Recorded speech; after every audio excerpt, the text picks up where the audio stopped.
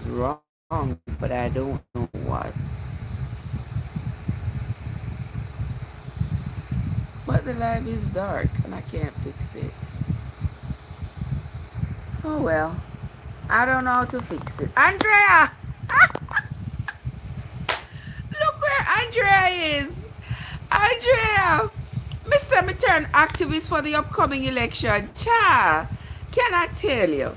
I'm telling everybody, I'm telling everybody to go out there and make sure that their voter registration is up to date.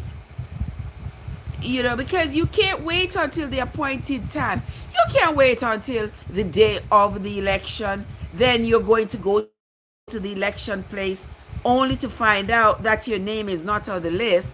And then when you find out that your name is not on the list, then then you're going to be all upset, cussing and fussing that your name isn't on the list. Then at that time, too late is going to be your cry. Too late is going to be your cry because you have enough time. And now that we are trying to beat it in your heads that you need to check on your voter registration. It doesn't take a minute for you to check with it on your phone. And everybody has a phone in their hand. Everybody has a phone. So you can check with motor vehicle registration department for the state in which you live. Yeah, check with them and look at your information and make sure it is updated, make sure it is everything on it is correct, so that you don't have to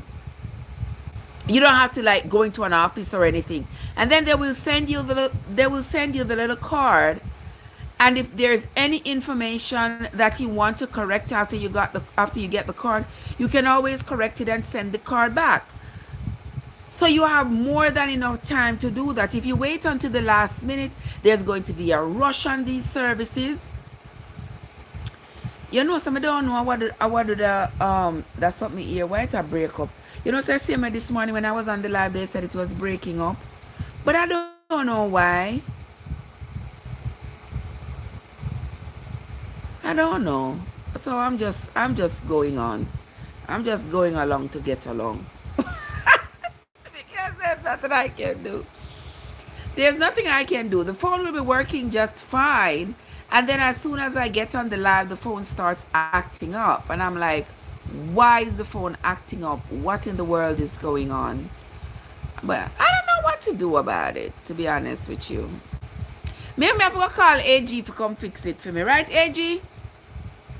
Maybe I have to call AG to come and fix it for me. Because even right now that I am on the live over here on the tube, it's dark. The room is lit, but it is dark, and I don't know what's happening, guys. So let me just get on to get along. I don't know, I can't fix it, so I'm just going to move along. All right. So Andrea, as I was saying about the election, the people them cannot afford to wait until the last minute. You can't afford to wait until November 2nd, November 3rd, them time that you're going to be worried about whether or not you are registered. You're supposed to make sure you're registered now, and then you keep checking up on it ever so often until election day. Make sure so you have your, if you have to walk with your social, if you have to walk with your passport, if you have to work with your birth certificate, make sure on election day you're walking with them, so that nobody will be able to deny you your right to vote. You make sure you have all the necessary identification documents. Don't be like the foolish virgin. You know, you better keep your lamps all trimmed and burning. Right, Adam? Yeah, they gotta keep the lamps all trimmed and burning. You can't wait until the last minute, because if you wait until the last minute, and then I'm gonna see you coming online hollering and talking about, oh, I went to the place and they said my name wasn't there, and I had this, and I had my passport with me, I had my birth certificate, I'm American, da da da da da da da. Too late, because you can't vote after election day. So what's the point? What's the point? Make sure you are ready for the day and not ready for the day after. Alright? Because the day after, the only thing you're going to do, we're going to do the day after, that's going to be celebration time. It's not going to be time, or some we're going to celebrate, some we're going to be disappointed. But whatever the case is, whichever side you're going to be on the day after the election, it doesn't matter. As long as on the day of the election you get to vote. Do not deny yourself. Right, Barry? Because if you are not prepared, that is you denying yourself that golden opportunity to cast that ballot. Okay? Don't let me have to tell y'all again. Though, I'm going to continue to tell y'all that y'all need to update your voter registration. And there are some people who live, who are currently maybe like working outside of their state, outside of the state in which they are registered. Well, those people might have to utilize like mail-in ballots or something like that. But whatever the case is, you have got to vote. Not everybody's going to be able to be there on election day to go to a particular precinct in the region. But you can request like mail-in ballots. They still do mail-in ballots, right? Don't they? I think they still do mail-in ballots. And they still also have early voting. So you can utilize those services to ensure that you don't miss out. All right? And I'm telling you, don't y'all make me have to drape on up. Do not make me hear on a say on a missing a chance of vote because of some kind of foolishness. Okay? Alright. Barry. Good night, Barry. How you doing? Bless up your nice clean self. What's going on with you, my love? And everybody else that is in the chat, welcome, welcome, welcome. Alright? Well, if I think is going on this time with politics, we know that Apostle James is here. Bless up a nice clean self, Apostle James. How you doing? Yeah, we are gearing up for a debate. We are still a little bit iffy about whether or not that debate is going to take place because the two candidates are. I don't think they have come to a solid agreement yet. I saw one candidate today was alluring to the idea that he probably was not going to show up. He's always whining about something. He's whining about them not giving him fair treatment, and he wanted to do it on one particular outlet, and you know, that outlet doesn't do fact checking, and they weren't going to fact check on the spot, or some mess of the sort. So he was whining about that, and so it has left some doubts as to whether or not this debate was going to take place on the 10th, as we were looking forward to, and the 10th is 2 weeks away. But we will see. The day I live the dream one night. He said he's living the dream one nightmare at a time. Oh boy, I like that. I like that. But aren't we all? We are all here living the dream one nightmare at a time. Oh my word. I'm talking about dreams. Anybody here familiar with dreams, or you know, take dreams seriously and like interpret them or stuff? Both my grandmothers used to be very good with dreams. You could tell them your dream and they could make some kind of an interpretation and whatever. My mom is pretty good too, but yeah, I am here because last night I had a dream that I had a baby. I Mr. Barry, the baby favor you see. Listen, Apostle, I don't know why it is freezing up. I got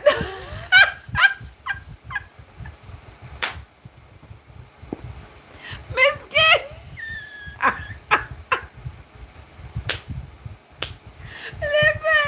Listen, Kitty. Me know say that wasn't going to miss you, though. Andrea. Andrea, I knew that wasn't gonna miss you. You was gonna pick up on that right away. We're married. Why I do this to Barry? Listen, me serious in a kitty. Me say serious as a heart attack. Me say last night, me dream say me have one baby. But if I good dream or bad dream, y'all know that I am not, I am not of childbearing age. So unless I would have become Sarah.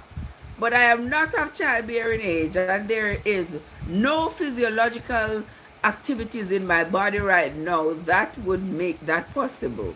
But I had the weirdest dream, Kitty. I had the weirdest dream. I woke up and I was like, what in the world? What kind of a dream was that? I said, I gotta ask the people, how you interpret a dream if you dream that you have had a baby? How do you interpret that dream? Expedite! Expedite! Mwah! My love, how you doing? How you doing? Yes, I'm better pick my crew. Expedite! I need somebody to tell me the interpretation of this dream. I dreamt I had a baby, and that's not even possible because there are certain activities that have to come before you can even claim to be pregnant, let alone to have a baby. So I don't know. Apostle say any woman tell me say them pregnant, me I call police. Come in. Because me take a tie off. You call police. Call police for. We are call police for, Apostle. Listen, Expedite say he's a dream interpreter. Well, interpret that dream for me. Kitty said, you know what? Let me go and say a few words of prayer before it. Let's say a few words of prayer before it rub off by you. Try to make it rub off. I just said, listen, what did I eat last night? Girl, what did I eat last night? Last night, I ate some grapes. I ate the rice, the fried rice. Nothing. Yesterday morning, y'all saw me make the breakfast yesterday morning. I made that carrot and beetroot porridge yesterday morning because I picked the carrot and the beetroot out of my garden. So I used it to make porridge yesterday. I never eat anything extra in Rwanda. A 70-year-old got a baby. Listen, a 70-year-old in Rwanda could have a baby. That was probably Sarah right there. Who this? Somebody call themselves Killer K. Say me and them cousin a long time. They don't see me. They don't want to make your name yourself Killer K. I don't know who me I talk to. I don't know which cousin that. I want whole heap of cousin me about there, One whole heap. Some of them I don't even know because I don't even know the one them what I have related to my father's side. Because I don't know, say, me and a jacket, but me don't know. me and a jacket, but me don't know my father's side of people them. Where my father's side of people them. Yeah. The Chinese looking people them, I don't know them. Where I say what me did eat? Me not yes, it can be real metaphor. It can be real or metaphorical. I am as sure as a book that it is not real. So it has to be metaphorical because it cannot be real. There's absolutely no way on this planet that pregnancy would be in my order right now. No way. Not possible. Not possible. You understand? But but the dream just seemed weird. I don't know if that birthing is a representation of a new beginning, of a change, of I'm not sure. You know, the question should be, who are you thinking about going to bed with? Ah, that again. But Kitty, me think you did my friend. Listen, sis. Come on. I was not thinking. I was that's the last thing. That's the last thing on my mind. Yeah. If me shop lock and the light them turn off. So therefore, I am as sure as a book. That would be the last thing on my mind. That has not come into my mind in years, to be honest with you. As soon as the thought enter, me beat it with a big stick and destroy it. It just knows enough about a come. I'm just trying to get to the bottom. You're trying to get to the bottom of this dream. Oh. Listen, Expedite, you gotta help me. You say it was about us too. Science can be turned upside down. It was about us too. Listen, I always hear people say, dreams come about, the meaning of dreams are metaphorical and all of that, because dreams, as my grandmother would say, dreams no walk straight. You could dream one thing and it means something completely different. And that's what I was thinking, that this dream of having a baby for a woman my age and in the situation, you better stop it. Well, Lord, nobody talks so. Nobody talks so. I have one daughter who already has 3 children. If she wants to have more, it's up to her. That's between her and her husband. If they want to have more kids, that's up to them. I should probably call my sons and find, that's a good idea. I should probably call my sons and ask them if they are, if that's the, well, let me drink a little water, because this kind of take me by surprise. What Expedite say, you can be sure in your own way, but the creator has other plans. The thing with that, you see, there are certain activities that have to be the precursor to you getting pregnant. Okay. So unless those activities are taking place, I can swear that there is absolutely no way under the sun that I could be pregnant. No way. Not even if I was an elephant. And I think elephant is the one who carried the baby the longest, right? And not even if I was an elephant. If I was an elephant, that baby would be born, and that baby would probably be 4 years old. Me finish with baby making. I just want to be living my life. Yes. Listen, you're gonna tell me what I'm supposed to say, but you're not easy. No, me not saying that. There are adults here. No, can decipher it. You can understand what I am saying. Well, you never know. I'm telling you that there is no way. But I'm sure when I put it out there in the atmosphere, there are going to be lots of people out there who either them interpreting dreams or them have some experience with this kind of dream or whatever. Yeah. So that's why me I tell you. Me don't know the phone must have freeze up just like me.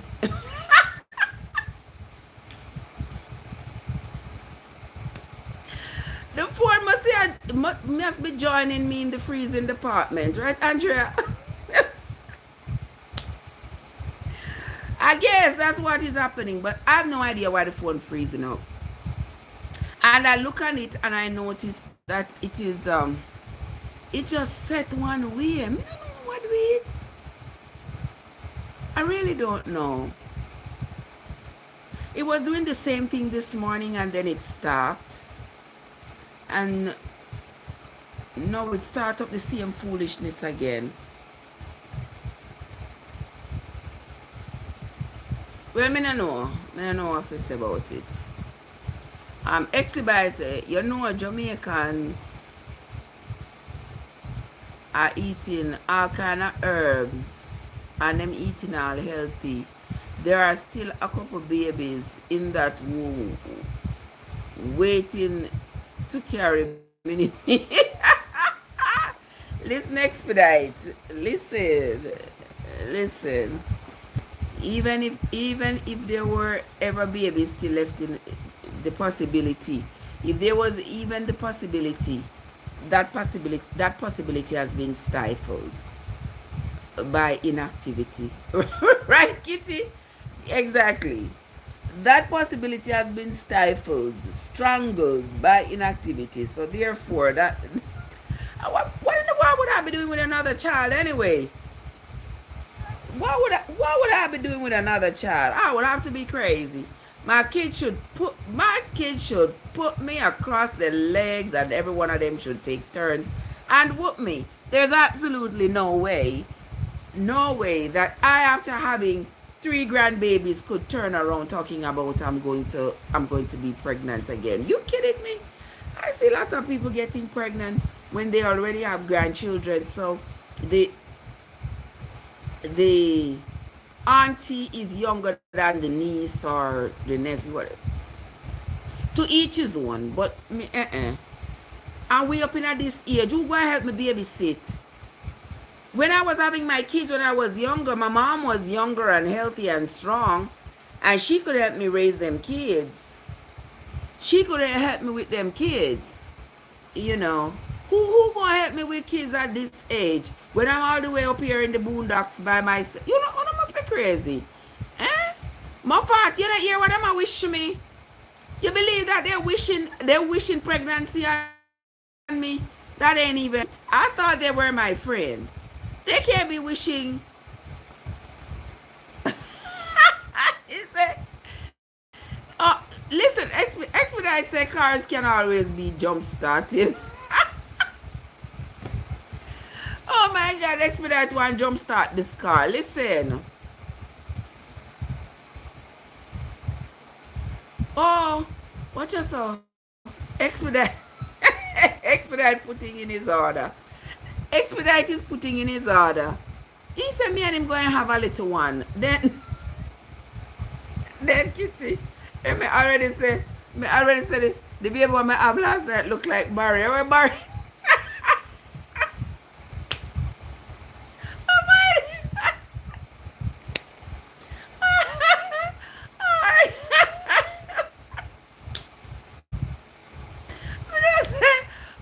In the background probably I crack up with laughing and say, what happened to Trev, man? but me not lie to them. Me say the baby look like Barry is a shame. I say, Kuya, then this a baby a born, so I don't even did feel no pain. And what happened me I saw?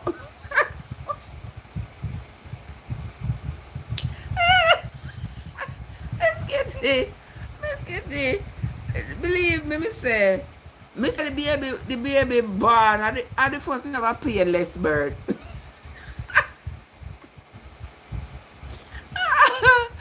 Oh Lord, this not age appropriate. Where say that we not gonna have little one, we are gonna have little ones. Bend your chest high. Your chest Your chest is very high, my love. Not little one, but little ones. Don't see me look like baby machine.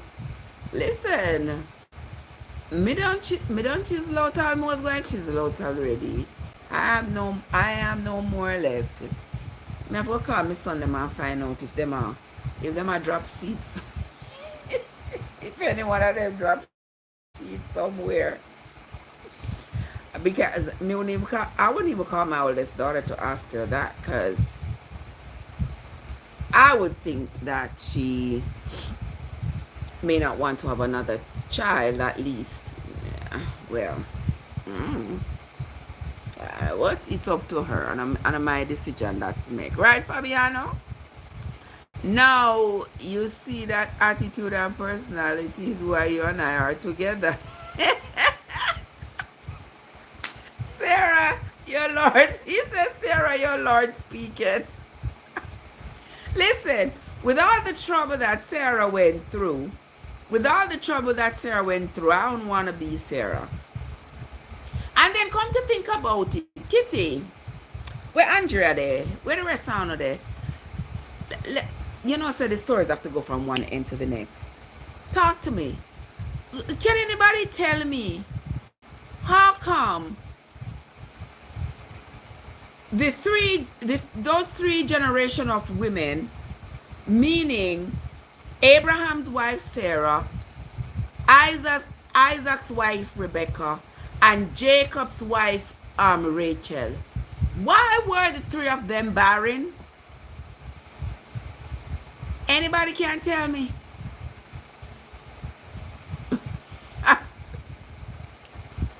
Eh?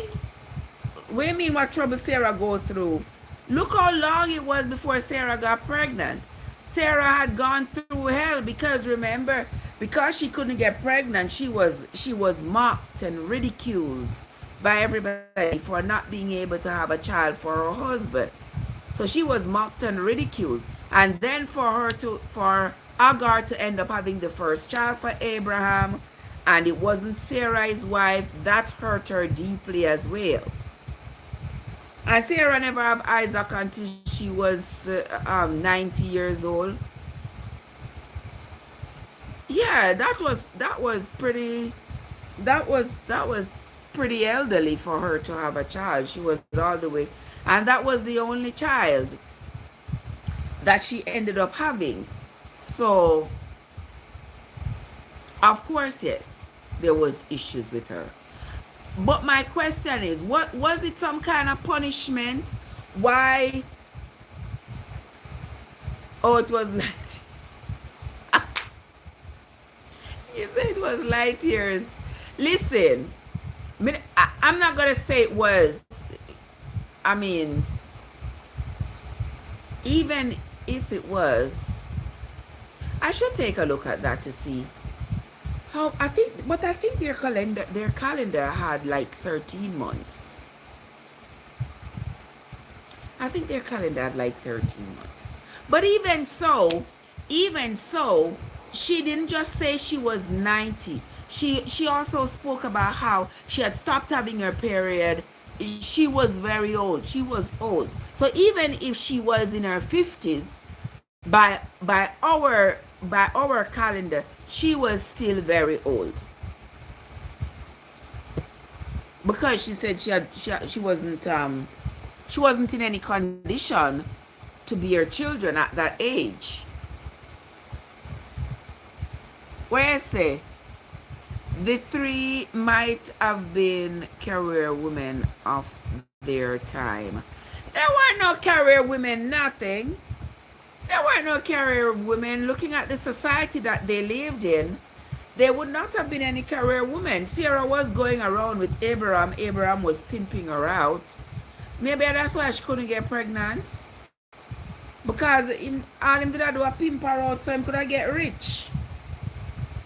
So maybe that's why she never got pregnant. She wasn't able to get pregnant at that time. Because remember, the Egyptian Pharaoh had her for a long time as his wife. Rachel feared that her deeds were not favorable in the eyes of God. Rachel feared that her deeds were not favorable. That's why she couldn't get pregnant. Really? Oh, me don't remember that. What she did do why her deeds wouldn't be favorable? What did she do? Because I don't remember Rachel doing anything except when Reuben had gone out and caught the long neck gall in them, when Reuben went out to catch a long neck garland, them call them the mandrakes, whatever, geese, whatever they were. And Rachel asked her sister Leah to tell Reuben to give her the mandrakes. And Leah said, you take my husband. You already take my husband. I know you want my son's mandrake as well. And Rachel said, all right, if me make Jacob come sleep with you tonight, I bet you're going to have to give me the mandrakes. You remember that? Remember the part of the story there? And then when Jacob was coming in from the field, Leah ran out and met him and told him he had to come in and sleep with her that night. And he went in and slept with her. And that's when they had the 5th child. Because they had 4 boys already together. And she said she wasn't going to have any more kids for him. She wasn't going to have any more kids. So she had already given him Zilpah, and Zilpah had 2 boys for him. And then Bilhah, the other maid, had 2 boys for him. And then after the mandrake incident, she had the 5th child and others for him. And Rachel got the mandrake, but me don't know what you think. What did Rachel do? Because Rachel wasn't the one who decided that her sister Leah was going to marry Jacob first. It was Laban who decided that. Remember? Me not just talking off of my head, you know, because when I say expedite, it has nothing to do with what they did. To do what they did or didn't do.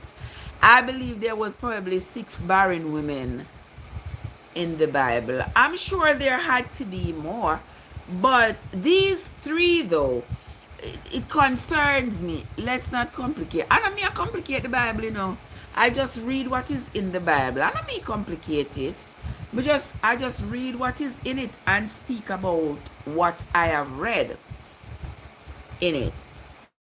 So me just ask if anybody have any idea as to why those 3 women would have been, why the 3 of them had the same experience.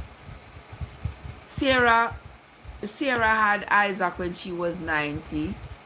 And then remember Rebecca was very old when she had Esau and Jacob.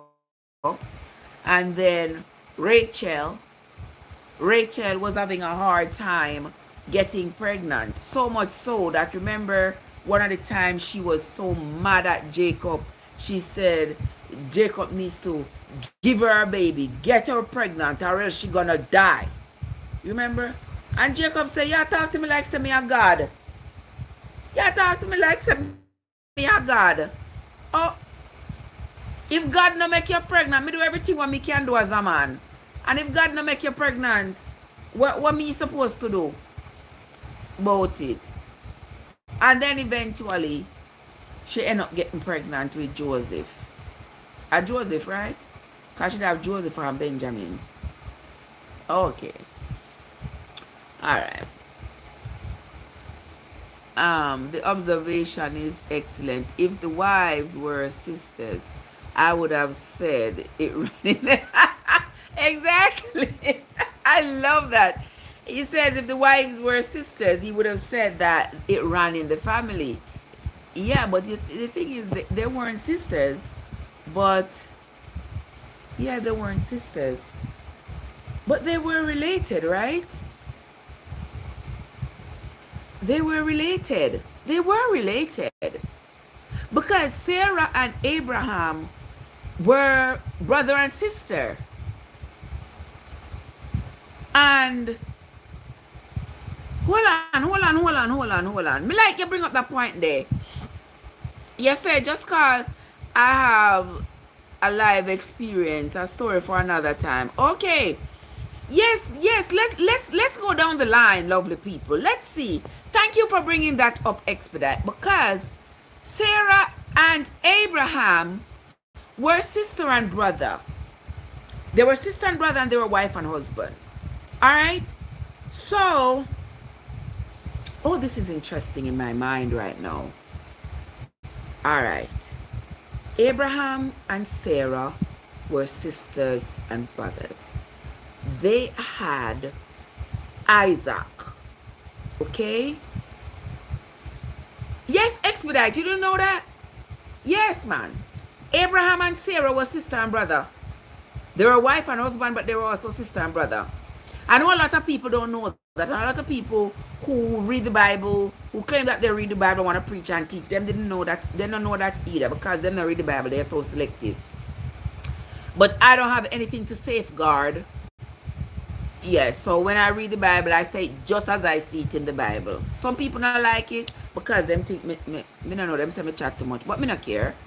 I want me see in the Bible and I make up stuff. Yeah. So Abraham and Sarah were sisters, sister and brother, and they were also wife and husband. All right, so that make that connection. But me surprised say Isaac never have any complications. Well, the Bible didn't say Isaac had any complications, but they had Isaac together. All right, let me see of the Isaac wife now. Isaac wife was Rebecca. Isaac wife was Rebecca. Rebecca. Who was Rebecca's father? They were relatives, you know, they were relatives. They were relatives because Nahor was Abraham's brother, right? Nahor took Milcah. Milcah was the other brother's child, Haran. Yeah, man, he was related. Let me tell you how them related now. If me wrong, you correct me, because me I tell you this out of my head, out of what I remember from reading the Bible. So, you follow me now. Abraham, it was three of them according to the Bible. Abraham, Haran, and Nahor. Okay? Abraham married to Sarah and sister. Nahor married to Milcah. Milcah was the daughter of the other brother, Haran. Okay? So, Milcah married her uncle. This was her uncle here, Nahor. And Milcah had, how much pitney again Milcah did have for her uncle? 8? She had, I think, 8 children for him. If my brain served me right, I think she had 8 kids. Milcah had 8 kids for her uncle Nahor. Now, one of those children was Bethuel. And Bethuel was Rebecca's father. So, of course, they're my cousin. So, of course, they are. And Rebecca was Isaac's wife. So, that makes them about second cousin. Both second cousin, right? Because Abraham, Nahor, and Haran, Milcah, who was Haran's daughter, Milcah was Haran's daughter, should call Abraham uncle. That means Milcah and Isaac are first cousins. And Milcah had Bethuel. So Bethuel and Isaac are second cousins. Okay. So So that means Isaac and Rebecca would have been third cousin. They would have been third cousin. Because Rebecca's father, Bethuel, Isaac, a second cousin. So them a third cousin. Yeah. Isaac. Yes, Milcah married her uncle Nahor. Milcah's father was Abraham's brother, Haran. And Haran had died. Milcah and Lot were brothers, brother and sister. Milcah and Lot were brother and sister. Their father, Haran, had died. Abraham took Lot under his wing. So when he left Ur of the Chaldees, he left with Lot and with Sarah, his sister, who was his wife. And Milcah, yes, it's full of mix up. Full of mix up. The same Bible here, want to say it's supposed to be the moral guide. Full of mix up. Yeah. So Milcah, Nahor, who was Abraham's brother, took Milcah to be his wife. And Milcah was his brother's daughter. So yes, she did marry her uncle. And they had 8 children together. Was it 8? Yeah, I think 8. I think they had 8 children together, but I'm sure they had a son named Bethuel. And Bethuel was Rebecca's father. And Rebecca and Isaac married. Right, Kazen? Yeah, Rebecca and Isaac married. So that means that, yes, they were cousins. And then, they were cousins all around. Because Laban was Rebecca's brother. Yeah. Laban was Rebecca's brother. So Jacob was to call Laban uncle. And he married to Leah and Rachel, who were Laban's children. So Jacob married his first cousins. Okay, you need to win the Mega Million. You are not alone, my love. Me need to win the Mega Millions too. If only I will buy. If only I will buy it. Yeah. Yes, so all of those people were all mixed up. But I don't know if that mix up cousin and cousin. Yes, expedite. He did marry his first cousins. But that was the order of the day. I mean, sisters and brothers were marrying, and I think it was after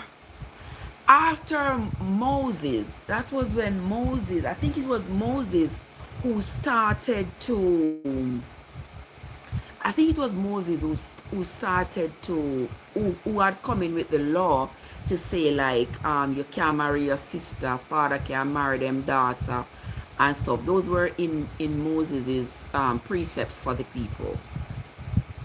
But before that, yeah, sister and brother are married, uncle and niece, yeah, nephew and auntie. Yeah, and I think they had still practiced it. I don't know. Now you see why me and you are destined to be together, and you can choose your crew of 4. Listen, Expedite say I'm going to be a sister wife. So me and him going to be together, and me need to choose the other 4 sister wives. Listen, you crazy. You are crazy, Expedite. Listen, we unlock blessed up a nice clean self. How you doing, my love? How you doing? How you doing? Good to see you.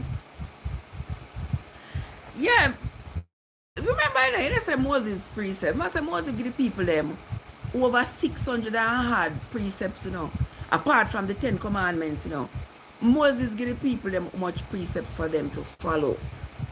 So and if them each them have to come, they have got to come and make all these sacrifices, a blood sacrifice for a jealousy sacrifice, all kinds of sacrifices the people had to be making day and night. Nothing to do. I don't believe any of it was directed by any God. That is my view. I don't believe any of it was directed by any God. Moses saw an opportunity and Moses took it. And the people, like sheep, were following behind Moses, because you see, Moses was raised in the Pharaoh's house. So Moses was a little bit more intellectual. Moses would have probably gotten the best education from the best Egyptian scribes and Egyptian teachers and whatever.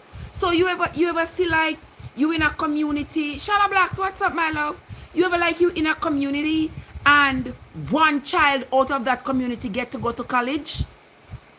That one pitney out of the community get to go to UWI. That pitney can come back in the community and tell you anything you believe. Because what? You believe that this person is more learned. This person go away, get education, and come back and can teach you something. If this person go away and come back and start telling you about politics, or start telling you about the human body, or start telling you anything that you have never heard of before, you can't believe them. Of course. And I believe that's what happened with Moses and the children of Israel. Because he was well learned. He grew up in the Pharaoh's house. Yeah. He was educated. He was taught. So Moses scratch him head 2 times and say, you know something, these are my people. Who better to lead them than me? Who else am I going to believe but me? Yeah. And then again, it would seem as though, here I am abandoning the pharaohs who have given me a good life. And I am abandoning the Pharaoh for my people. That made Moses a hero in the people's eyes. Yeah. Another thing, books that Paul wrote, he was an intellect too. Let's get back to the Old Testament. Well, yes, I was talking about Paul this morning because Paul was an intellectual as well. He had gone to Rome. He had gone to Rome, studied over there, whatever the case may be. Because remember, according to him, he said he was a Benjaminite. So he said he was a descendant of Benjamin. So he could also be considered to be one of the children of Israel. A descendant of the children of Israel, because he said he was a Benjaminite. But he had gone over there and taking clues from what I have read, it seems to me that he was gay. Yeah. But then he had come back. It seemed to me like he kept traveling between Jerusalem and Rome. And then he had come back and was doing the persecuting, and then he turned, he turned to being this apostle and all of this. But because he was well learned and he seemed to be quite reasonable, the people were going along with what he was saying. Because it's not like what he was saying was like so wrong or anything. It's just that, in my estimation, what was Paul saying really? Paul was writing these letters to the apostles who he was, the protege apostles who he was training in the ministry and telling them how he wanted them to behave and what was acceptable and what was not, and the disposition that he expected from them to their congregation and to him and to the other elders and stuff like that. And I don't know, somebody wrote something several hundreds of years ago, um, to a junior apostle, and that is supposed to be gospel for me to how I should live my life. If Paul said to one of his apostles, Paul ain't talking to me. Paul not talking to me. Paul is talking to his junior apostles. Like, I don't know. I don't know.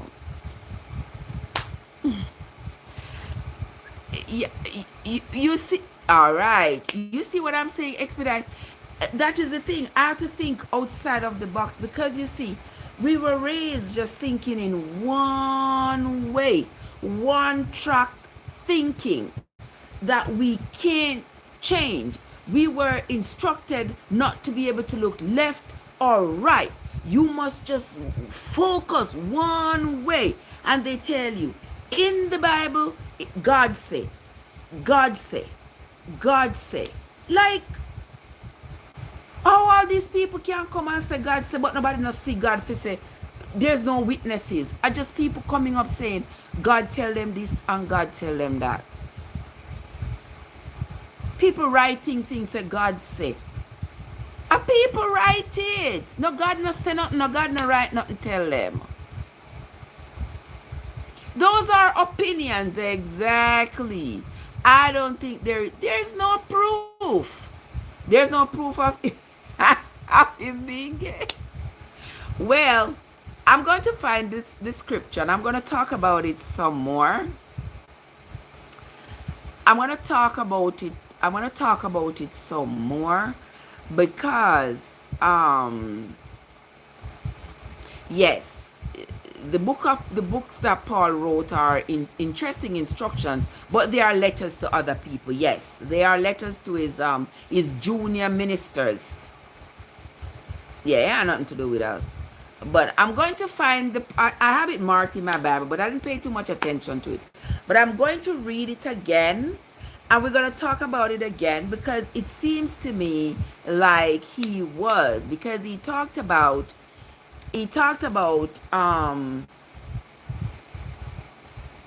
committing sin that you didn't know was a sin.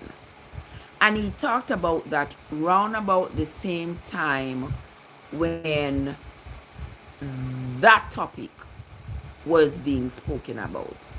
I don't want to say nothing wrong. I need to go back and read it so that when I say it, I can reference it out of the Bible. But it appears to me as though he was. Yeah, because he was the first one to ask whether or not if he didn't know. He said he was not aware. When you are not aware that a sin, that something you are doing is a sin, if you can still be held accountable.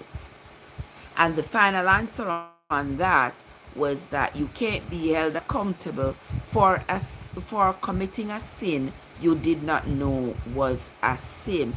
And that is rather interesting, because when we were reading the Old Testament, remember, pretty soon in the Old Testament that the flood had come, because God said those people were wicked. But the thing is, up until that time, I still did not see a manuscript presented to the people to say, do this, don't do that. Do this, don't do that. I did not see anything come up. So far up until the time of the flood, the only instruction that I saw was in Genesis 1 that God said they must eat the fruit. Say Adam and Eve must not eat of the fruit of good and evil. But after that, I don't see no more instructions. If you all find it, you all let me know. But I see no more instructions to say you shouldn't take things that wasn't given to you, to say you wasn't killed. Well, Cain killed Abel, he got punished for that. So clearly you could know that that was something that wasn't acceptable, that was wrong. But I didn't see a book, anything that says don't do or do. There are two people who have made me want to look at the Bible. Listen, I'm going to share it with you how I came to the conclusion that I think Paul was. I'm gonna share it with you, but I don't want to just open my big mouth and say it now, because when I say it, I want to be able to back it up with the scripture. The scripture didn't say that, but I inferred based on the context of the Bible. You say you're done eating now, so how am I? You ready for talk? Good, good. You finished eating. Where say Bishop Massine and your perspective? Mean? What do you mean by that? Listen, I am going to find it again. I'm going to find it again. I'm going to read it again, and I'm going to make note of it. I'm going to make a good note of it so that we can talk about it, because to me it seems as though he was gay. Okay, oh, I get you. Oh, that's interesting. Yeah, that is the thing, Expedite. When I come, Bill, what's up? When I come here and talk about the Bible, I am not doing it out of any malice or anything. I am not saying to anybody, don't go to church, don't follow on the Bible, don't. I'm not saying that to anybody. All right? All I am doing is reading the Bible as it is, and getting the context from the Bible's content. Okay? I'm not here to upset anybody about what their beliefs are. Everybody's free to believe whatever they want to believe. But I stand 10 toes down when I say to you, your belief is not a fact. Okay? It's a certain amount of circumstances that you have accepted to be true. But you cannot irrefutably prove to me that it's true. You cannot. And because you cannot irrefutably present the truth of it to me, you are bound to accept that you are going to have a perspective and I am going to have mine. But Christians don't want to hear that, because they want to get upset. They always want to get their britches in a bundle. They always want to get mad when somebody says or they don't agree with them, or you question something that's written in the Bible. They want to get all defensive and then they use the same scare tactic that I was raised with. You blaspheme, you're gonna go to hell, you're gonna. I'm not worried about that. Because if you give me a book to follow, it is my responsibility to read it, right? Opinions have been converted into facts. One must be careful on manipulation. Exactly. Exactly. The only way you can convince me that your opinion is a fact is if you prove it to me that it is. If you cannot prove it to me, you can't expect me to believe it. Right, Raphael? How you doing? And I know a lot of you go and come up with some Bible verse and say, he who don't believe is a fool and all of this foolishness. I don't sweat it. I ain't worried about y'all, because it was the same tactic that the people who were documenting, like Paul, is the same tactic Paul used on the people for them to believe. If they did not want to believe, if they didn't want to believe what he was teaching, he sort of tried to isolate them, tried to annihilate them, to make them feel badly about not accepting. And that's a form of manipulation. I refuse to be manipulated. Right, Raphael? Let's travel to Jerusalem together. To Jerusalem of all places. Oh, no, honey. Oh, no. With all that's happening in Jerusalem, No, no, no. I would not go to that side of the world for nothing. That's why I don't pay attention to a lot of people trying to quote scriptures and their opinions. Exactly, I don't either. Because you see, people believe that once they can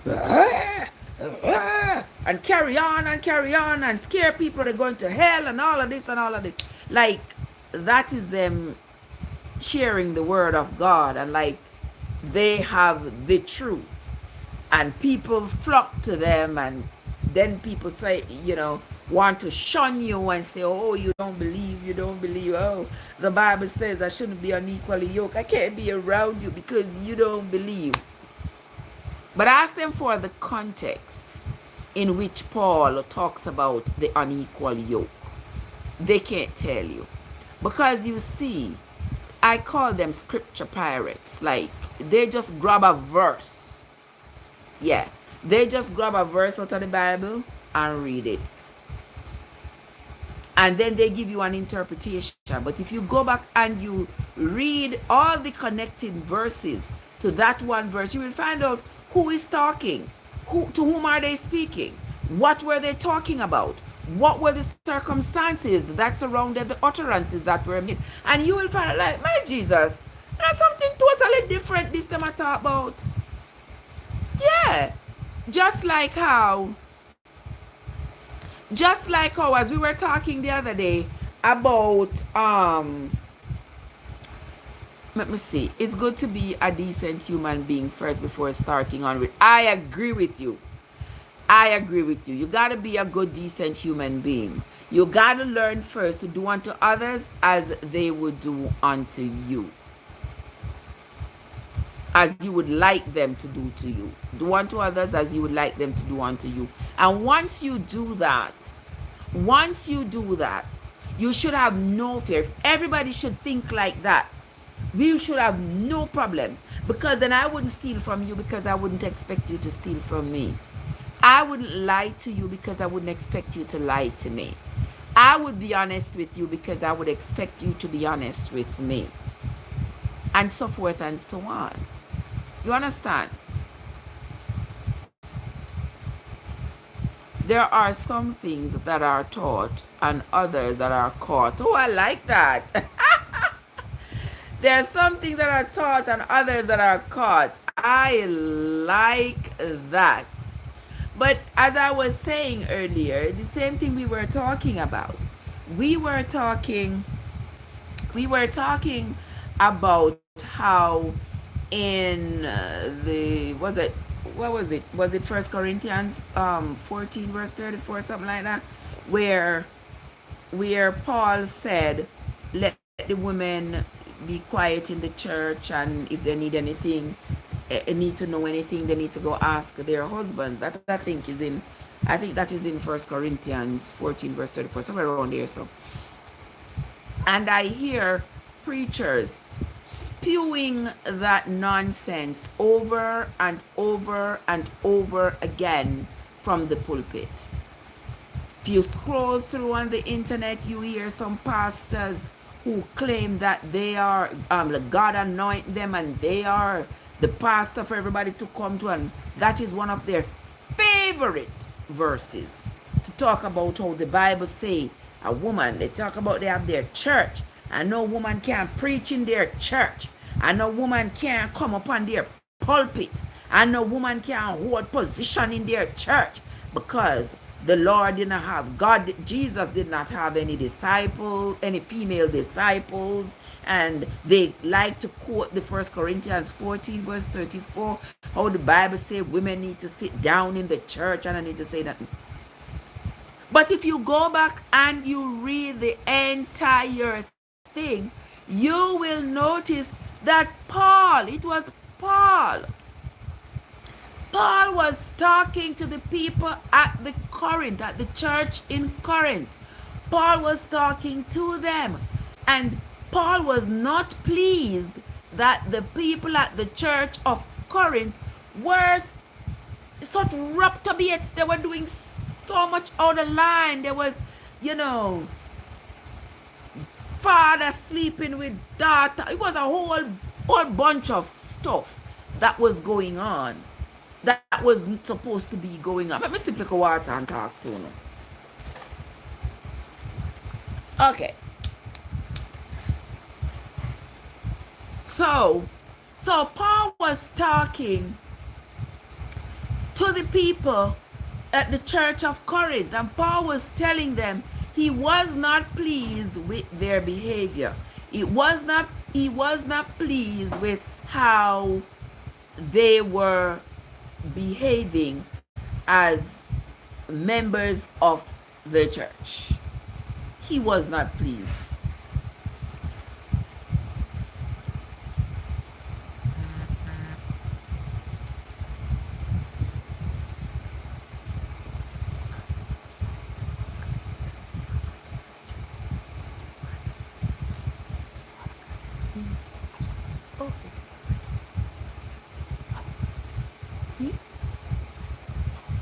Oh. All right. So there are some what you say, once you catch it and your eyes are open, you will never see things the same way again. Exactly. So with Paul talking to the people at the Corinth, with all that was happening at the church, and he wanted to establish order in the church. He wanted to clean up the church. You understand? There were men and women in the church and all the things that was going on, and he wanted to clean up the church. He said, let your women sit down. Let your women sit down and talk to the men. You understand?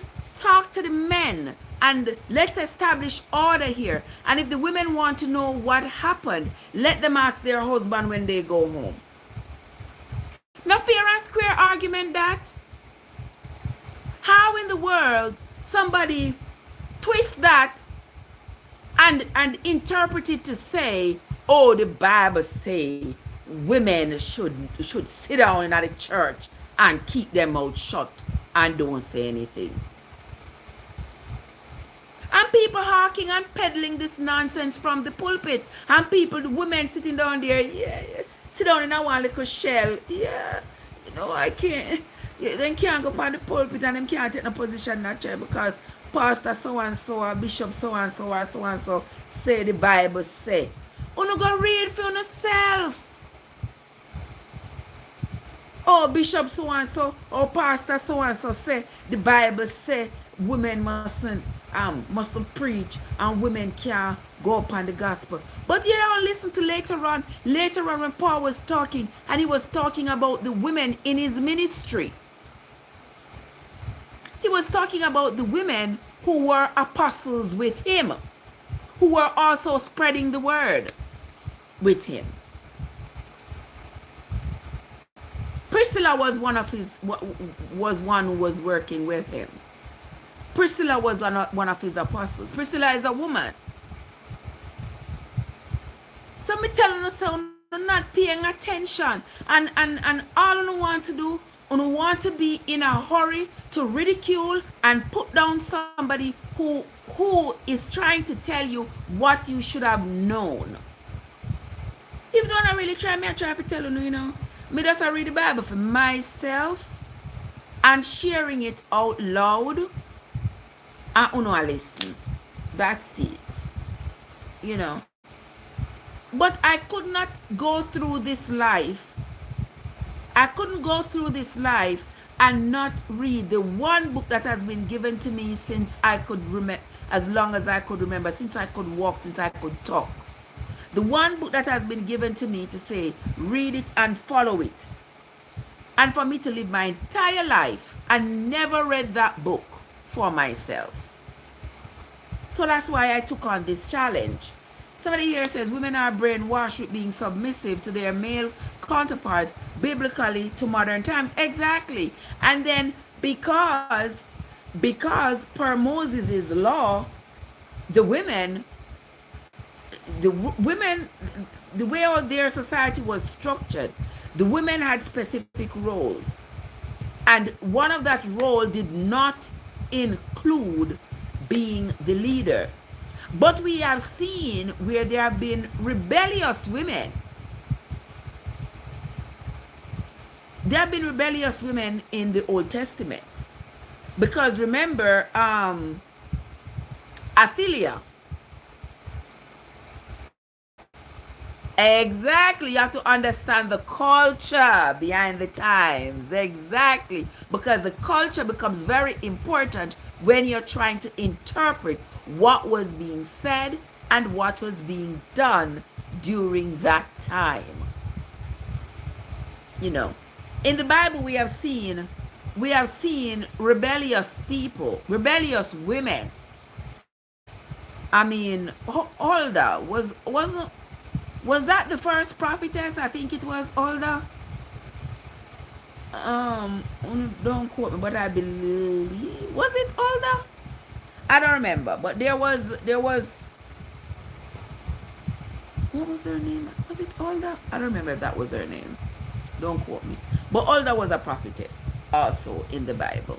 And Athaliah. Remember, Athaliah wanted to disrupt the status quo in the Bible. But the way she went about it was evil. Because remember, after her son, who was the king, died, he had all young children. All of his children were young. And the oldest son, who was supposed to take over the throne, who would have been the heir to the throne after his father died, he was a little kid.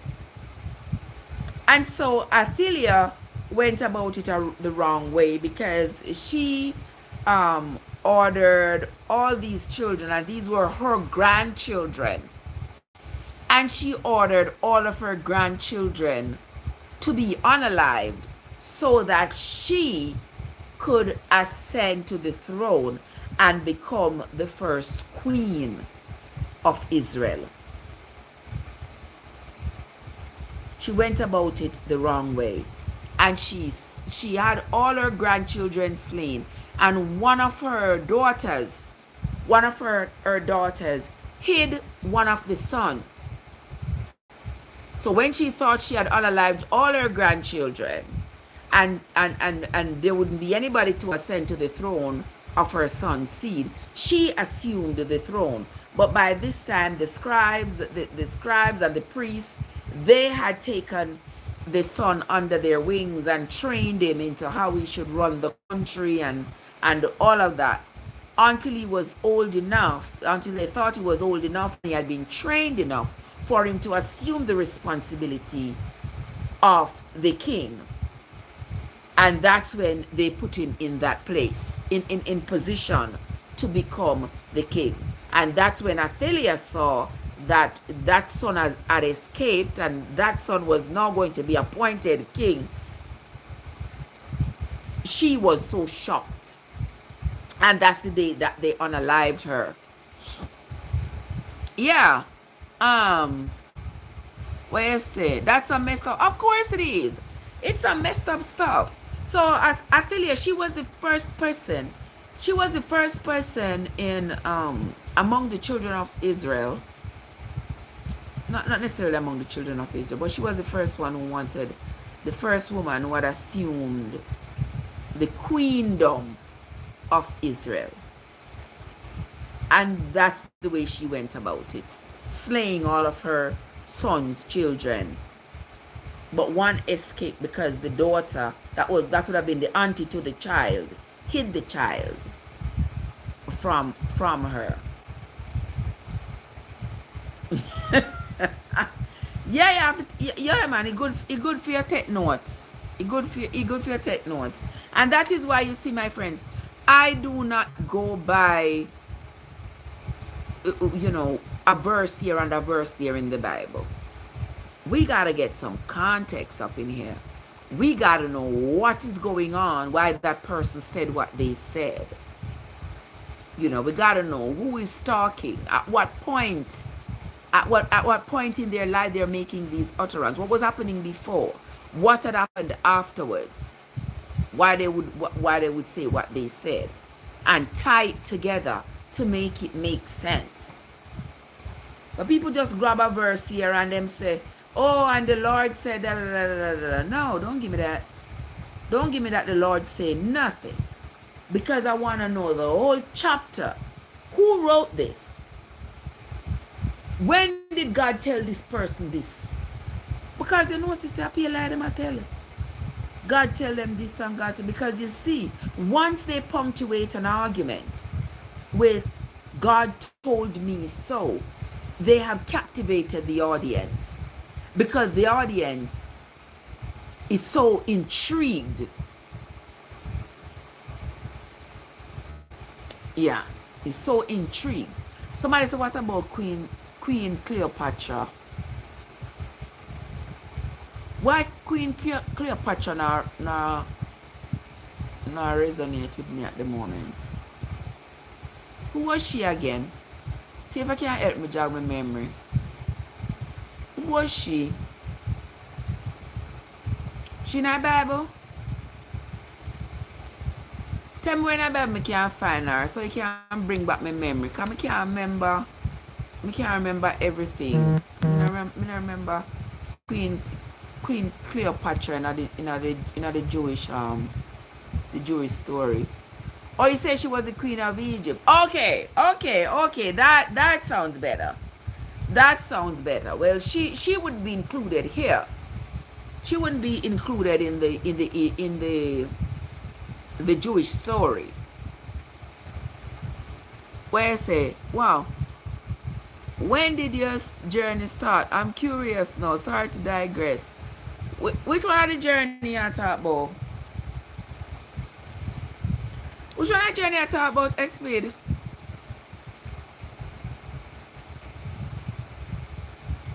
Talk to me. You mean when I started reading the Bible? And that you mean?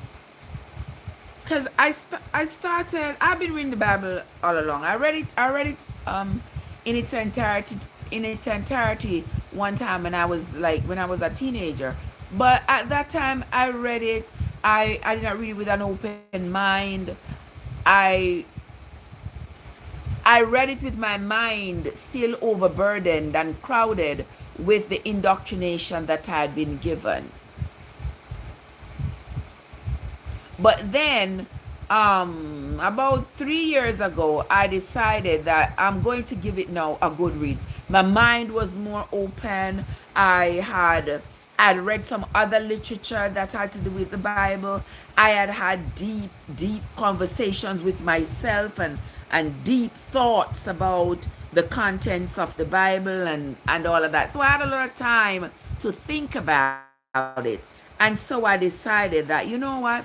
I'm going to start reading it. I'm going to start reading it out loud online, because I'm sure the questions that I have, there are lots of people out there who have the same questions and the same concerns. And so that is how I started. I started reading it out aloud and taking notes and listening to other people share their experiences and their beliefs in the Bible and sharing other resources and stuff. So yes, what I mean, Billy. Yeah, so that's how this all started. And I tell you, it is so eye-opening. Just reading it for myself and getting the context. Who is that, Jojo? Hey! Jojo, what's up? Yeah, just reading it for myself and getting the context of its contents has been so liberating. So liberating. That is the thing. My eyes are open and I cannot close them anymore. Yeah, that cannot be undone because my eyes are open now. I am now able to follow with the reading, and I'm able to go back into readings that I had done before and make the connections and match things up and say, oh, so that's what was happening. Yeah. So this is what was meant by that. Because you see, even now, even now, when I'm reading the New Testament, and the New Testament talk about the promise,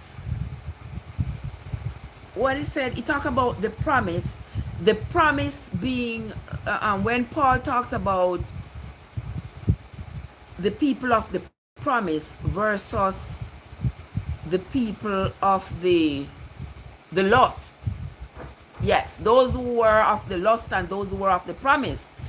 Now I'm able to make the connection that he's talking about the people of the lost is referring to like the generation of Ishmael, because Ishmael came about because of the lust of Abraham with Hagar, because he was married to Hagar. Hagar was his maid, and he had Ishmael with Hagar. So Ishmael is totally different from Isaac, who was the child of the promise, because he was promised that him and his wife were going to have children, and his seeds were going to be like the sand of the ocean and the star of the sky, whatever. And they had Isaac. So Isaac is the promise, because you would say Isaac is the legitimate child, and Ishmael is the bastard. I don't know. So, what you mean, lust of Abraham? You forget. Let me catch you up. Remember how do you survive in church then? Because it's one thing to have your eyes open, and another thing listening to some others. That is the thing. That's why I'm not got people in church go bada them no more. I'm not got people in church, Me leave them alone. I got in church. I'm not got in church. But when you ask me about the lust of Abraham, yes, remember, Abraham and Sarah were not able to have children. They had been together for years, and she wasn't pregnant. She didn't have a child for him. And she had asked him, when she saw that she was definitely not going to be able to get pregnant anymore, age had taken over, she was no longer of childbearing age. She told him, yeah, I know the Lord promised you that your seeds were going to be like the sand of the sea and the stars of the sky. There is no way I am going to be able to help you to have that promise fulfilled. So this is what Andrea said, legitimate and illegitimate children, we have come a long way. Exactly, my love. We have come a long way. So back to the argument. So Sarah asked Abraham to go in and sleep with the maid Hagar. Because she said she wanted Hagar to have a child for them. Remember, Hagar is their slave, is their servant. So any children that Hagar have, it still belong to them. Because any children that the servants have still belong to the master. Abraham and Sarah would have been considered the master, and they had all these servants who was working for them. So Abraham went in and slept with Hagar and had Ishmael. It's not, well, she was the one who selected Hagar, but Hagar was already there. Hagar was one of their servants. So it's not like she told him to go out in the street, go find somebody. Hagar was already there. And even the Bible said, Sarah said to Abraham, look at Hagar. Hagar is how beautiful Hagar is. So clearly Sarah went and looked through and vetted her servants, her female servants, and decided that, Hagar is beautiful. Abraham will have no problems going in to Hagar. So he went in and they got Ishmael. I will get to pick my crew. You crazy. Yeah, so So Abraham and Agar had Ishmael, but but it turned out to be a bad thing, a good and a bad thing, I should say, because Abraham, no, Ishmael, even though Ishmael was Abraham's first child, because he wasn't the child of the promise, he was the illegitimate child. And after he was born, Sarah and Agar couldn't get along. They couldn't get along before, because when Agar was pregnant, she was like a pop style pan Sarah, and whatever happened, she ran away. If you all remember that part of the story, she run away. She go to the fountain, sit down and cry. According to the Bible, claims that some kind of angel come to her and ask her what do her, and she said yada yada yada, and the angel tell her, say, go on back home to your master, because you are your master's property. Both you and the child that you carry are your master's property, so go on back home. So she went back to Abraham and Agar, and then after she had the child, she a pop style pan Agar, say Agar a old woman, pan Sarah, say Sarah old woman, and Sarah can't have no pitney for her husband, and she have the pitney. Yeah, alright. So so Agar a pop style pan Sarah, and Sarah got so upset, and Sarah tell Abraham, say Agar cannot stay here. Neither she nor her pitney cannot stay here. And Abraham, he didn't like that, because he didn't want to get rid of Ishmael, because now that was his only child. He didn't want to get rid of Ishmael, but he wanted to please Sarah. So he said, okay then Sarah, whatever you say, I will do. So he pack up Agar and Ishmael, give them food and whatever else, and told them they had to leave. So they left, and she got in the wilderness of Beersheba. And I think that wilderness was also owned by Abraham, because I think he had bought that wilderness from King Abimelech. If memory serves me right, I think he had bought that wilderness from King Abimelech. So that's where Agar went to live with Ishmael. Yeah. And Ishmael grew up. You don't know what Ishmael grew up to be, right? An archer. Psh, with him bow and arrow. And his mother make sure she gave him an Egyptian wife. So Ishmael was, I guess his mother did not make him have to marry somebody from his father's tribe. His mother, I think that was a way to spite them. She made sure he married one of her people. She made sure he married an Egyptian.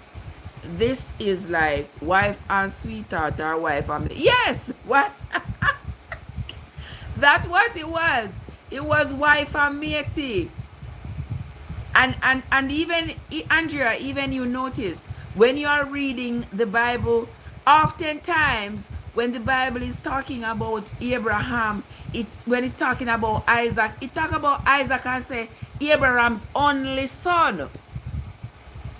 So if you not read the Bible, you just grab one verse where say Abraham's only son Isaac. You are going to think that Abraham did have only Isaac. Because the Bible often don't mention Ishmael after that, you know. After that, the Bible hardly mentioned Ishmael. It mentioned Ishmael again. It mentioned Ishmael. Until the next time the Bible mentioned Ishmael. The Bible mentioned Ishmael again when Jacob and Esau had that rantangling. Now, you remember say, after Jacob deceived Esau and Jacob left to go to Laban, Esau, wanting to spite his parents, because he know his parents had said that they did not want them to marry anybody in Canaan. They didn't want them to marry a Canaanite woman, even though they were living in Canaan for all these years. They did not want them to marry anybody from Canaan. They wanted them to go back to Syria, back to their own people, and marry somebody from their tribe. That's why Isaac and Rebekah agreed that Jacob should go to Laban and go get a wife over there. Because I don't want to marry no Canaanite woman. And because Esau knew that, and he wanted to put a stick under his parents because of what they had done to him, he went and took Ishmael's granddaughter. He married Ishmael's granddaughter. So Ishmael would have been his uncle, right? Yeah, because Ishmael and Isaac were brothers. So Esau married Ishmael's granddaughter, Mahalia, I think was her name. That was his first wife. And then later on, he took another one. I think that the other one was also a descendant of Ishmael, if I remember correctly. And he married Judith. Yeah, Judith was a Canaanite woman, but I believe she was related to Ishmael as well. Yeah, because he was so mad. Yeah, that's what happened. He didn't marry them just because. He married them because he was so mad at his parents. And because his parents did not want them to marry anybody, in Canaan, he made sure he married somebody in Canaan so it could hurt his parents. And I'm gonna wrong him, because what the two of them conspired and did to him with Jacob was so cruel. Because even after they found out that Esau found out, even after Isaac found out that Jacob had deceived him and gotten the blessing, me never see where him chastise Jacob. And he should have chastised Jacob. Don't you think? Yeah. I think he should have chastised Jacob about what he did, and did something about all this blessing that he had given to Jacob. So Jacob left believing that, well, I already got my brother's blessing. My daddy can't take it back. So this blessing. So you expect that blessing was going to work in your favor? After you got it it was ill-gotten, you expect it was going to work in your favor? Oh, yeah, Mama Sita.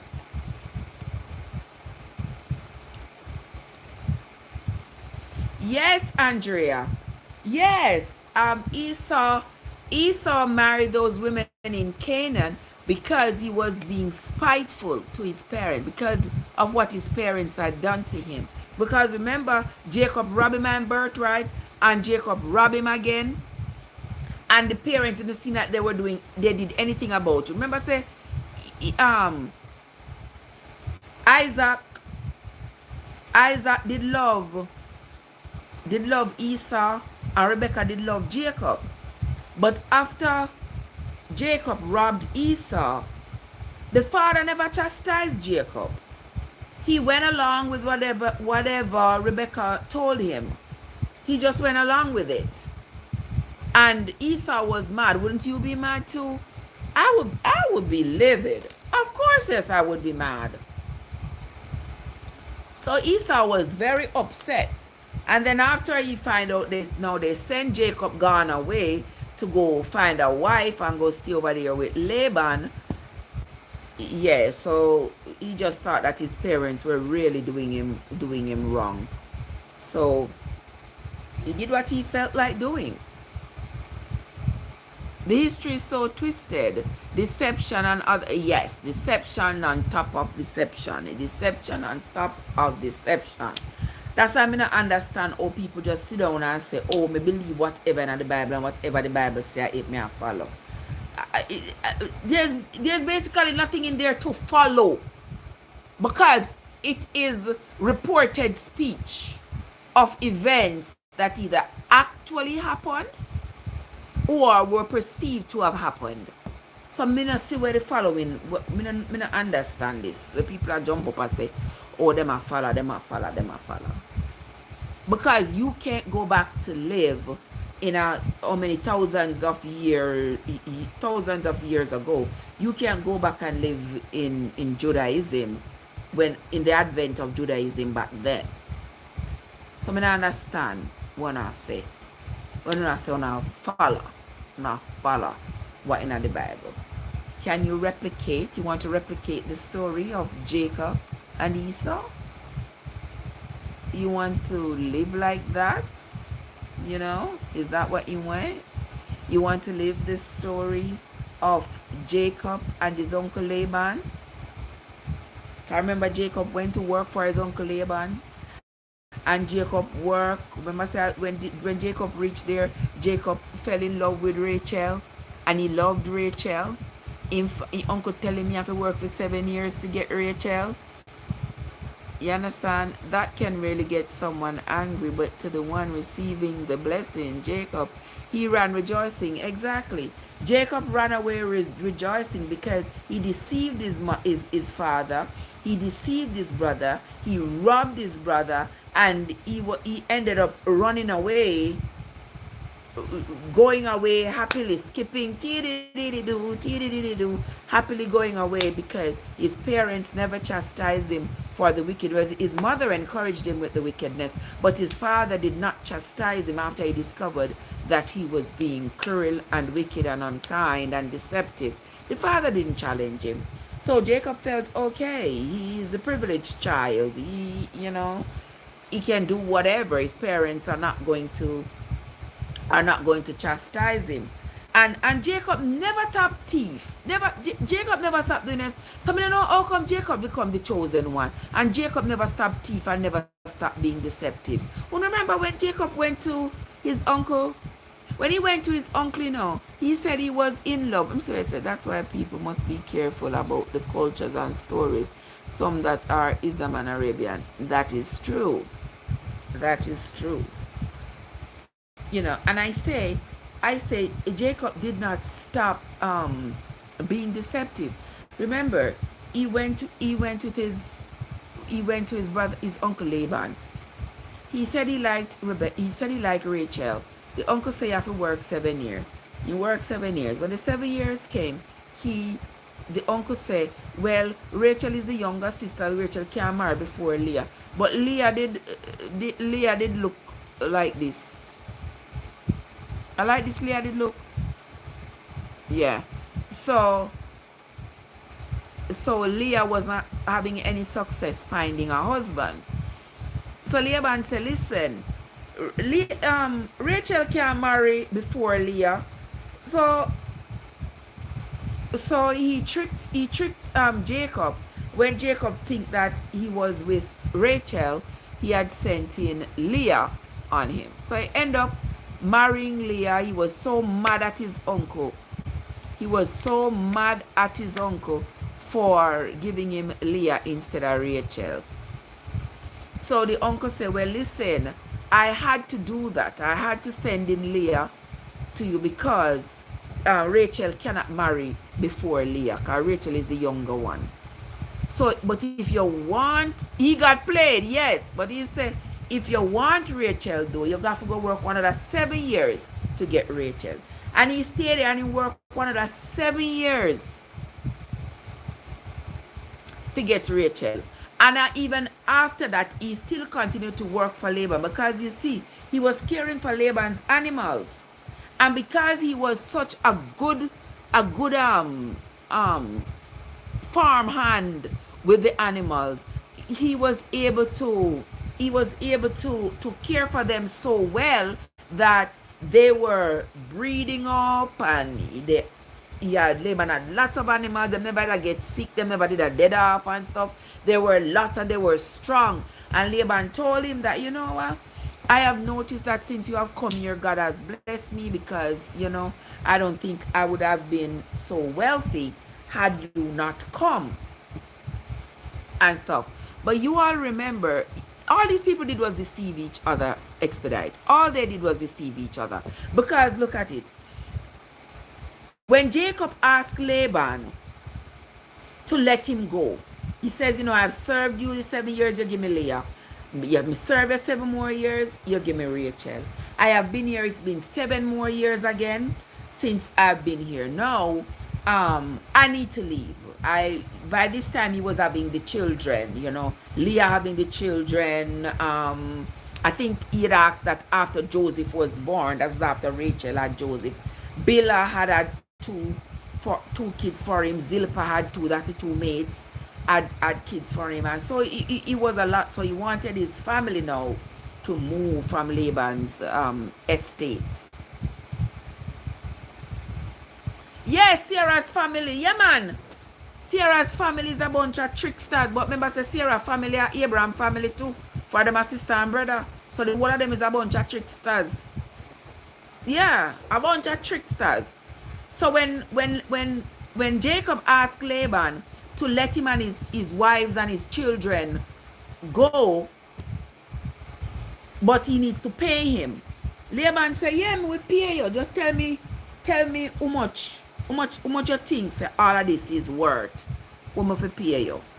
And Jacob said he wants them to take out the animals them that are like have them horn like this, and the one them were freckled and speckled and like the brown lamb them or something like that.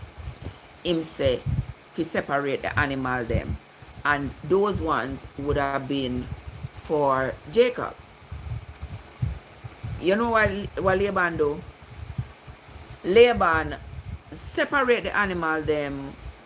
I don't know how he was able to do that without Jacob knowing, but him separate the animal them and gave those ones to his sons to take away.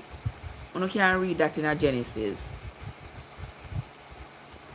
Laban realized that Jacob wanted the stronger animals, so him separate them, gave them to his sons to take them away somewhere else. And then when Jacob realized that, remember the Bible say Jacob gets some like hazel stick and some other stick. I forget the names of the sticks. Like you get hazel stick and some other stick and stuff it. You didn't see that, yeah, man. I know Genesis, but Genesis, I don't know, but Genesis 30, 31, somewhere around there, so I don't remember. But somewhere around there, so. So, Jacob take these sticks and stuff them with like, I don't know why he stuff it with. He stuff it with something though.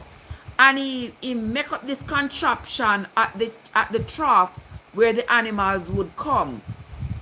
I make up this contraption so that when the animals go in it, them can't move, and then he would make the other animals copulate with them.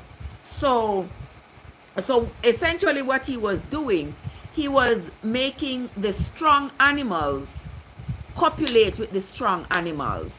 So he wasn't just leaving them to just copulate with any one of them what them feel like. He was being very strategic. So he marked the strong animals, and then he would make the strong animals mate with the strong animals, and then he would have made the weak animals mate with the weak animals. And so the strong animals, as they mate and have the young ones, these young ones would be guaranteed strong because both their parents are strong. Him separate those as his. So when he left Laban, he left with all strong animals These animals were genetically engineered by him to make sure that they were strong. And him left Laban with some weak animal. So I can imagine that maybe in a few months, them animal, they probably get sick and die, and Laban gone back to being poor. But, but Laban had already sent his sons away with with some of the animals. So you know he wasn't going to be poor. But these people are full of trickery, I tell you. Full of trickery. Everybody trying to get over on somebody. And then Jacob is the one who is considered to be the father of Israel. He's like, are you kidding me? First record. Listen, I said it's the first record of that kind of husbandry going on there with Jacob, because he did a masterful work. He did a masterful work on that, getting all those animals, you know, the way he wanted them. He was very slick. I think that wasn't a bad thing to do after all, because he didn't want to leave. He didn't want to leave Laban with a bunch of. He didn't want to leave with a bunch of sick animals. Cut out his bloodline. Exactly. All of them are con artists.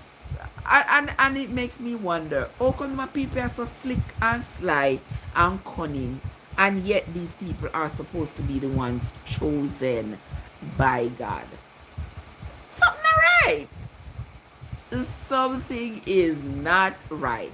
Some people says it is trying to show us that even with the frailties, or with our frailties as human beings, we can still be chosen. Some people see that, but for me, I just think that if the foundation is supposed to be laid of righteous men, then they should be righteous men. The foundation can't be laid with these men that are not righteous, but then you say I should follow the lead of these unrighteous men, and they will lead me into righteousness. Me don't know who come up with it. People, let me tell you something. Them come up with it and then come up with it good. I don't know who came up with it, but they came up with it so that they could have us under control. Because I don't think there's anything else that controls us more than religion. And even though people might claim to take religion so seriously, there is nobody who can totally and completely do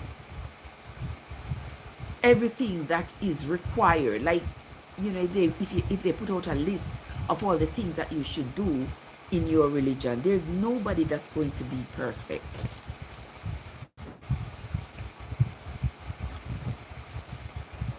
Where you say about the backward thinking? You said that sound like backward thinking. What do you mean? Like when them say them ungodly people here who we follow, it are really backward thinking for true. Because if I must follow the person who is unrighteous, and this person is supposed to lead me to righteousness, something not right. Something is not right. But in the Bible, that's the Bible for you. That's the Bible. That's why I'm telling you, say, you cannot just grab a verse in the Bible. You have to read the Bible purposefully.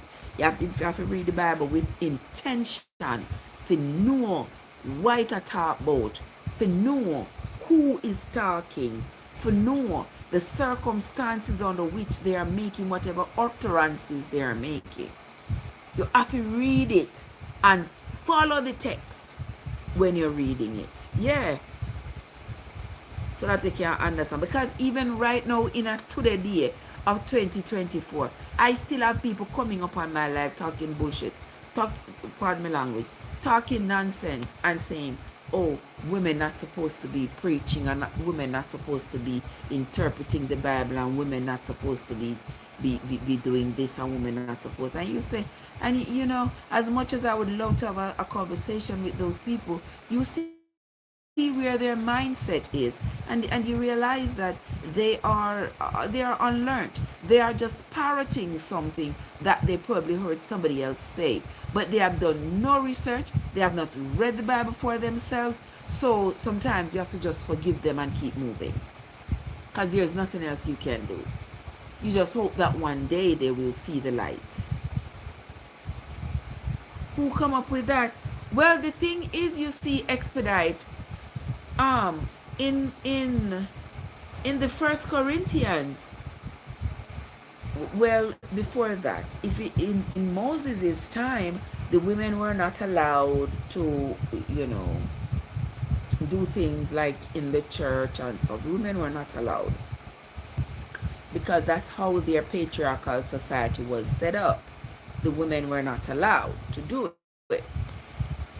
But in the New Testament, Paul was the one who said, let your women sit in the church and be quiet, and if they want to know anything, let them go ask their husbands when they get home.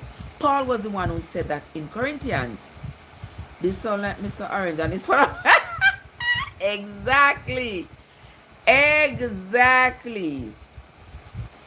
So as I was explaining to you, Expedite, so in the Corinthians, Paul said that to the Corinthians, where he said, let your women sit down in the church, keep quiet, and if they want to know anything, let them go ask their husbands when they get home.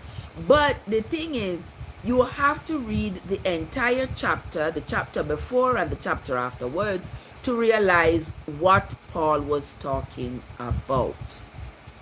Because he had sent his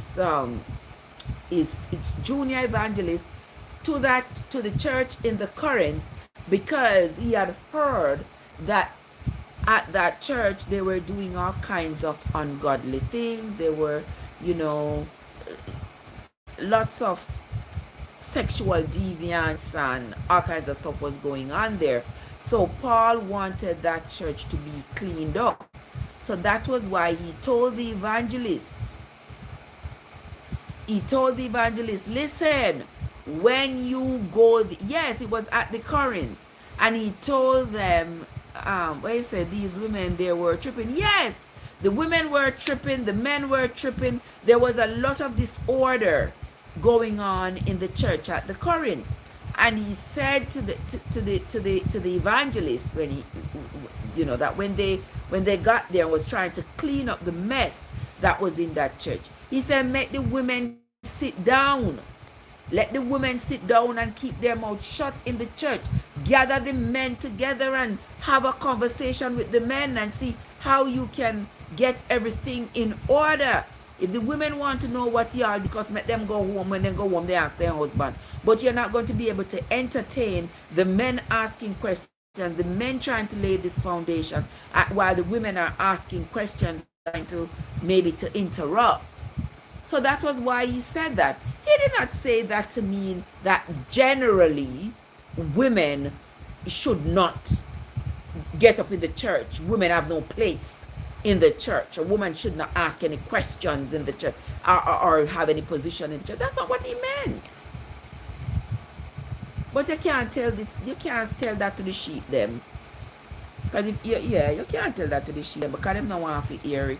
Them don't want to hear it, and them don't want to read it for themselves. So at that point you have to just leave them on their own. Because Paul himself had female proteges. He had female junior evangelists that were traveling with him and preaching and teaching just like him. So how would Paul have female evangelists working with him, but then turn around and say women shouldn't talk in the church, women shouldn't say anything in the church? That wouldn't make any sense. You see, that would make no sense. Can you imagine you and your 4 sister wives talking at the same time? Can you imagine you trying to service me and my 4 sister wives at the same time? Watch yourself. And that you need to imagine. Imagine that I know what you think. Let me tell you something, I tell you. The Bible is very fascinating. The Bible is rather interesting. Um, there's just so much to read. There's just so much to understand. There is just so much to decipher. And you can't just read it one time, because right now we are almost at the end, and by myself I'm going back over the Bible for take me time and read it again. Yeah. I don't know if I'm going to be able to even read another novel, considering that I am reading the Bible so diligently. Where it says servicing different from servicing is different from hearing the talk. I hear you. I hear you, my love. But I don't know how you'll be able to do that. But you could try. Why you can't waist up to your face up to?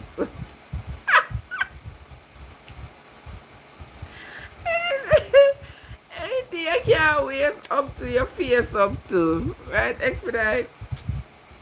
Listen, I can't with y'all. Who is this coming alive? People when you coming alive, you can't say hello, you know. I don't know if me doing anything. I don't know if me doing anything, so I can't say hello. I can't tap this screen. Listen, expedite. Expedite, I can't deal with you, you know. I can't deal with you. I can't deal with you at all. This Bible thing is going to keep me.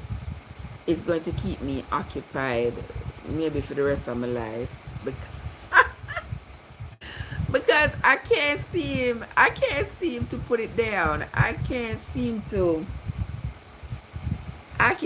shake the stuff that's in the Bible. But I just feel like they might be coming in for interviews.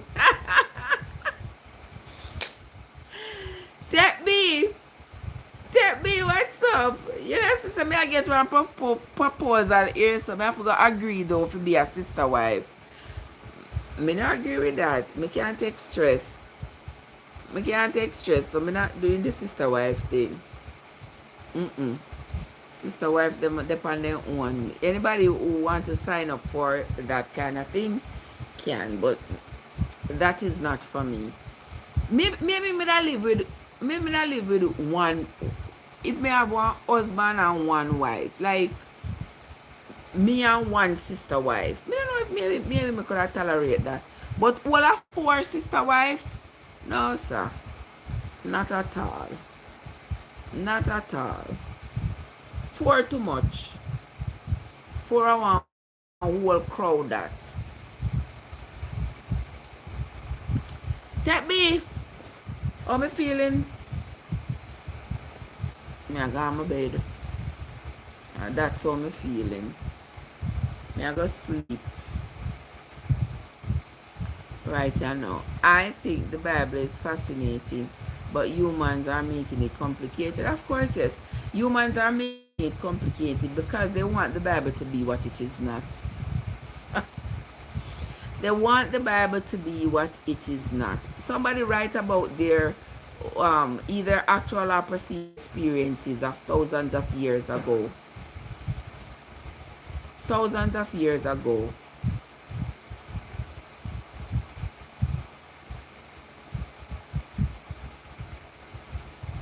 People write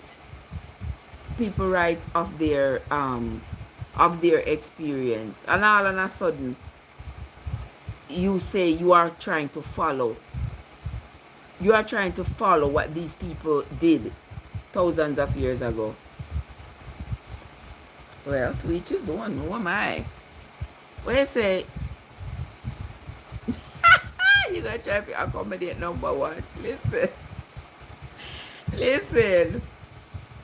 You can try all you want. Try all you want, my love.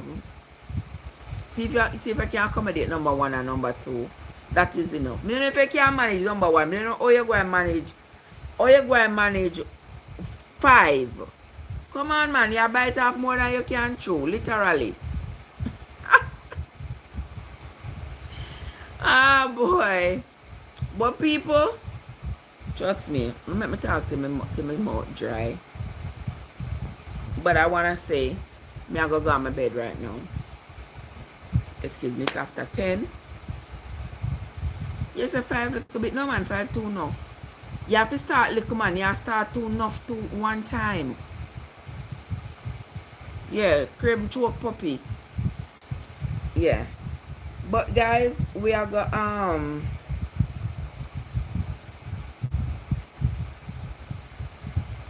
see them want sleep. So alright, you say I start with one and then gradually add another one. That sounds like a plan. But we have to talk about over the air. Maybe I talk foolishness. But lovely people, I want to say thanks to everybody who came into the live tonight. Boy, people, me appreciate, you know. When you come on stimulate my mind, I make me remember things I think me never did. Things I think me never did ever remember. Right, Tech B? And Eric, yeah. Expedite, you know, make me remember stuff that I didn't even know I was going to remember. But I appreciate you all. I want to say thanks to everybody who stopped into the live, those who tapped and those who stopped. Thanks to you all for coming in. I sincerely appreciate your presence. I think Tech B did a share out. I appreciate that as well. But that's going to be it from me for now. It's always a pleasure seeing you. Always a pleasure seeing you, my dear. Always Expedite. Lots of love. Lots of love. Mwah! From me to you, my dear. Alright? That's going to be it from me for tonight, my friends. Until next time, this is Trev from Trevessence, where your journey matters. See you all in the morning, everybody. Right, Tech B?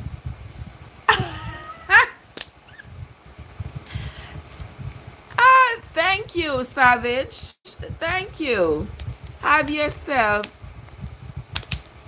I love that. I appreciate you.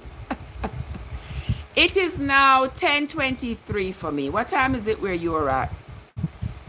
Right, Kitty B? See y'all in the morning, guys. Yeah, in the morning we're going to start the reading of the book of the Hebrew. So no, don't miss it. Don't miss the reading of Hebrew tomorrow. We're not going to read the entire book. We're going to read maybe like the first 4 chapters of the Hebrew tomorrow morning. Oh, you 1 hour behind me. Okay. Yeah, but it's my bedtime. Cause me I go try. I love that Tech B. Oh my god. You say me I love sponge. I like it. See you in the morning, Andrea. See you all in the morning, guys. You say what time? Lord of mercy. Me can't even tell you what time. Me don't want to mislead you. Sleep. When I wake up, I might wake up at 4, I might wake up at 5, whenever I wake up. Yes, this morning we finished reading the book of Philemon, so tomorrow we're going to start reading the book of the Hebrews. And the Hebrews was also letters from Paul to the Hebrews. So we're going to see what Paul was telling them in his letters, just like we see what he was telling to Philemon, what he said to Timothy, what he said to Titus, what he said to the Corinth, what he said to the Philippians and the people at the Colossus. Right. So tomorrow we are going to be starting the reading of what Paul had to say to the Hebrews. Alright, guys. So good night. Have yourselves a great night, and I will see you all in the morning.